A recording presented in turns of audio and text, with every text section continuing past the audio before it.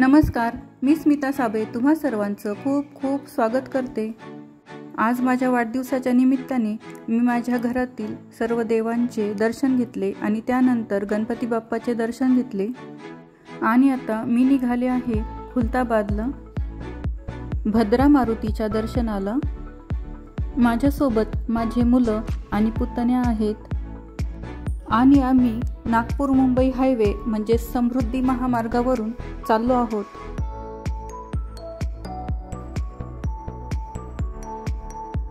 मुलं छान एन्जॉय करत आहेत।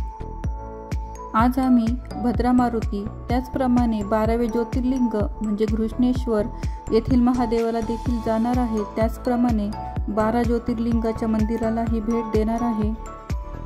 तसेच विश्वकर्मा मंदिरामध्येही जाणार आहोत।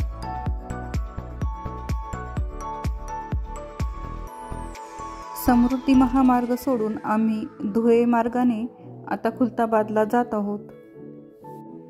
इथे जाताना आपल्याला घाटातून जावे लागते।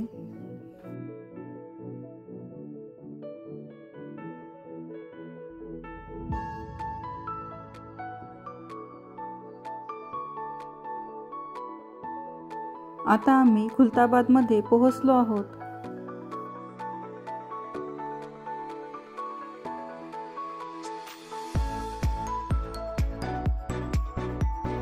उजव्या साईडला मंदिर आहे।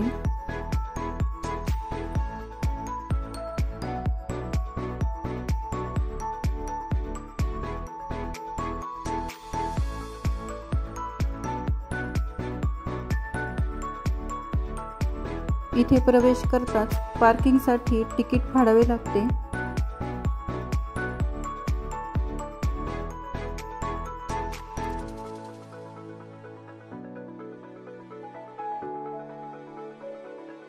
आता आपल्याला मंदिराचा कळस दिसतो आहे। मंदिरात गेल्यानंतर सगळ्यात आधी आपल्याला श्रीरामांचे दर्शन घ्यावे लागते, कारण जिथे राम तिथे हनुमान असे म्हणतात की श्रीरामांचे दर्शन घेतल्यानंतरच हनुमान आपल्या भक्तांवर प्रसन्न होतात।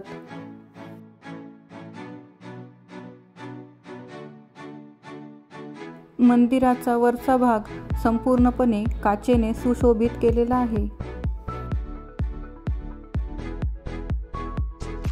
आणि जागोजागी श्रीराम लिहिलेले आहे। त्याचप्रमाणे हनुमान चालीसा देखील लिहिलेली आहे।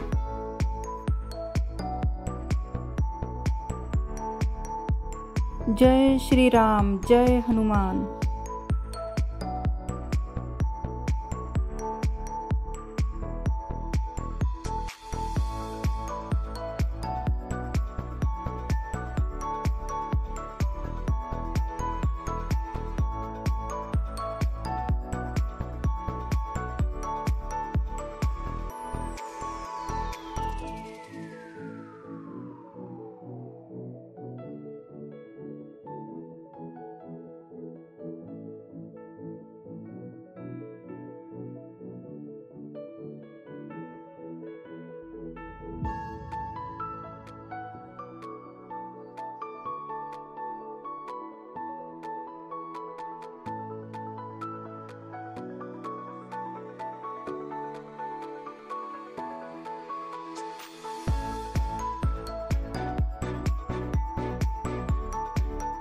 मंदिरातून बाहेर आल्यानंतर देखील आपल्याला आरशामध्ये आपल्या हनुमानाचे प्रतिबिंब दिसत असते।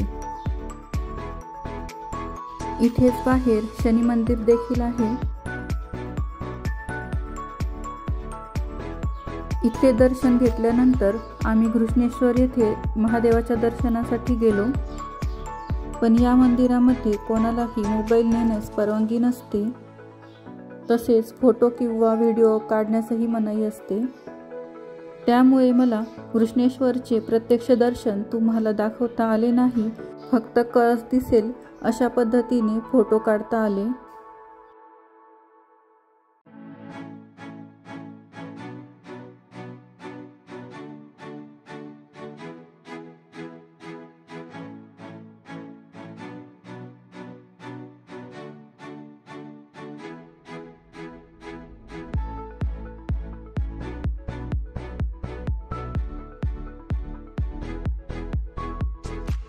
घृष्णेश्वरच्या महादेवाचे दर्शन करून आम्ही आता वेरूळच्या 12 ज्योतिर्लिंग मंदिरामध्ये चाललो आहोत। त्याचप्रमाणे तिथे विश्वकर्मा मंदिरही आहे, तिथे देखील आम्ही जाणार आहोत। हे दोन्ही मंदिरांचे प्रवेशद्वार आहे।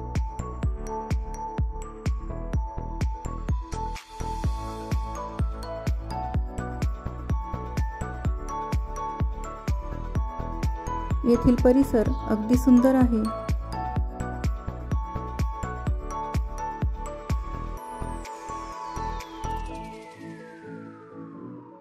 या मंदिरामध्ये आपल्याला 12ही ज्योतिर्लिंगांचे दर्शन होणार आहे।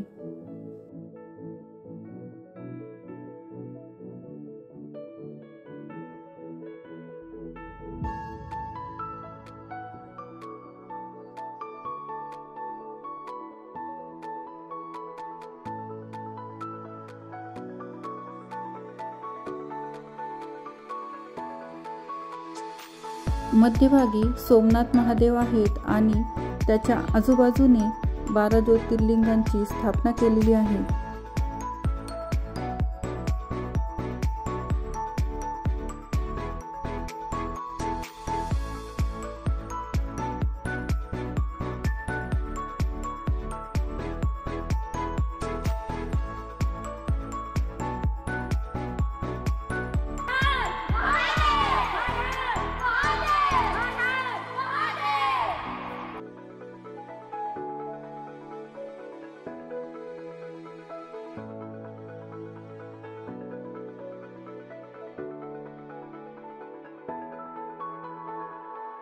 महादेवांना अभिषेक घातल्यानंतर संपूर्ण पंचामृत आणि पाणी नंदीच्या तोंडातून बाहेरच्या मार्गाने येत असते।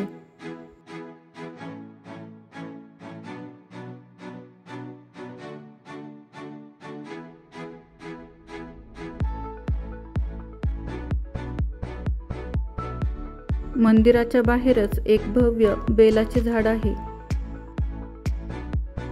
या मंदिराच्या शेजारीच विश्वकर्मा मंदिरही आहे।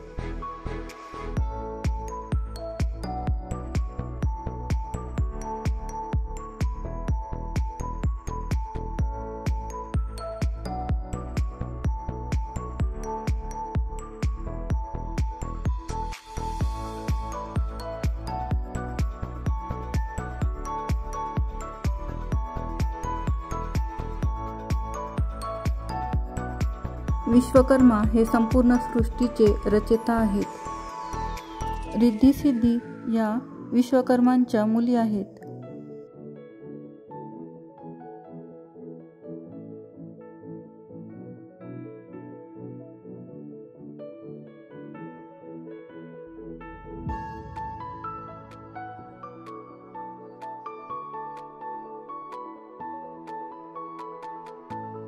इथले दर्शन घेऊन आम्ही आता परत घरी येण्यास निघालो आहोत।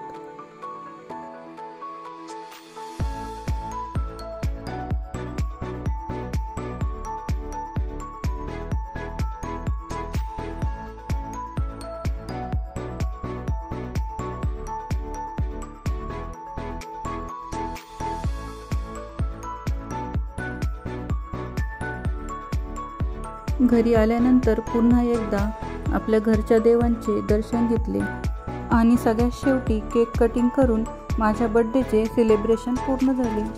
व्हिडिओ शेवटपर्यंत बघितल्याबद्दल तुम्हा सर्वांचे खूप खूप आभार।